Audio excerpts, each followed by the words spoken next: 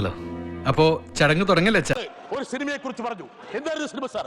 Empuraan cinema. Empuraan സിനിമയിലെ കഥാപാത്രമുണ്ട്. ആരാധനയോ sir? മുന്ന. ആ മുന്നയെ ഇവിടെ കാണാം, ഇവിടെ കാണാം. എന്തോ കുത്തി പറയുന്ന പോലെ എനിക്ക് ഫീൽ ചെയ്യുന്നുണ്ട് കേട്ടോ.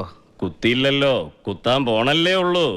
ഈ ബിജെപി ബെഞ്ചുകളിൽ ഒരു മുന്നയെ കാണാം. ഈ മുന്നയെ തിരിച്ചറിയും, മലയാളി തിരിച്ചറിയും. എന്താ ഞെട്ടി നിൽക്കുന്നത്? ഈ നിമിഷം വേറെ ഒരു വികാരവും എന്റെ മുഖത്ത് വരില്ല. കേരളം തിരിച്ചറിയും സർ. അതാണ് കേരളത്തിന്റെ ചരിത്രം. നിങ്ങളുടെ വിഷത്തെ ഞങ്ങൾ അവിടെ നിന്ന് മാറ്റി നിർത്തി. ഒരാളെ ജയിച്ചിട്ടുണ്ട്. എന്റെ വായിക്കാത്ത കയറിയിരുന്ന് വിടുവിച്ചാലേ ശരിയാവും. ഞങ്ങൾ നിയമത്തെ അക്കൗണ്ട് പൂട്ടിച്ച പോലെ വൈകാതെ തന്നെ ആ അക്കൗണ്ട് ഞങ്ങൾ പൂട്ടിക്കും. ഒരു തെറ്റ് പറ്റി മലയാളിക്ക്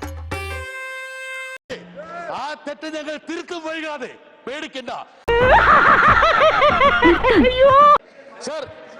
ബൈബിളിൽ ഒരു കഥാപാത്രമുണ്ട് സാർ. 30 വെള്ളിക്കാശിന് യേശു ക്രിസ്തുവിനെ ഒറ്റിക്കൊടുത്തത്.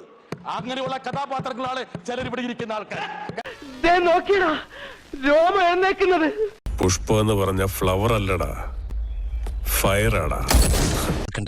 എന്ത് കലക്കണം അവന്റെ ഒടുക്കത്തെ കലക്ക. ഇനി ഞാൻ കലക്കും. Going to talk in Malayalam, sir. Yes, sir.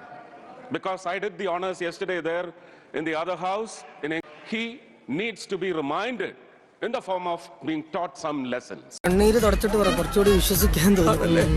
Saji, വീട്ടിൽ തന്നെ ഇരുന്നാ മതി. നീ പുറത്തോട്ടൊന്നും ഇറങ്ങാൻ നിൽക്കണ്ടാട്ടാ.